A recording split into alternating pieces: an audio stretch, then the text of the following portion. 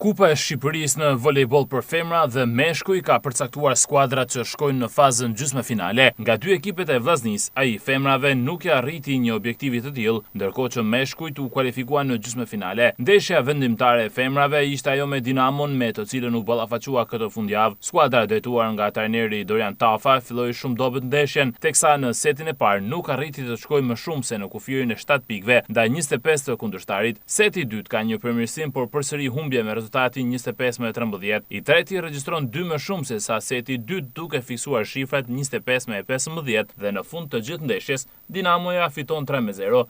Humbje kjo që e largon vllaznin përfundimisht nga konkurrimi në Kupën e Shqipërisë, ndërkohë e kundërta ndodh me ekipin e volejbollit të meshkujve, pasi vllaznia drejtuar nga trajneri Kalaja është renditur në 4 ekipet më të mira të fazës eliminatore në grupe, duke u kualifikuar në fazën gjysmëfinale. Ndeshja përcaktuese që i dha vllaznisë suksesin e kualifikimit ishte ajo mbrëmjes së shtunës, ku Kuqblut u ndeshën në transfert me ekipin e Elbasanit. Një sfidë kjo që u shoqërua me luftë të fortë sportive, pasi të dy ekipet synonin kualifikimin në gjysmëfinale. Seti më me rivalitet ishte i pari, kjo pasi volejbollistët e Elbasanas mbërrin deri tek pika 19, por pa mundur të shkojnë më tej, sepse janë Kuqblut ato që vendosin në pikët decisive, duke fituar setin 19-25. Entuziazmi i fitimit të setit të parë e shoqëron vllazninë edhe setet e mëpasshme, të cilët i fiton me melësi, duke mos i lënë vendasit të shkojnë më shumë se kufiri 18 pikëve në 2 setet radhazi. Në këtë mënyrë, djemtë e teknikut Artan Kalaja me kapitenin Nikolin Qafarena në krye janë të kualifikuar në gjysmëfinalen e Kupës së Shqipërisë me objektiv për të shkuar më tej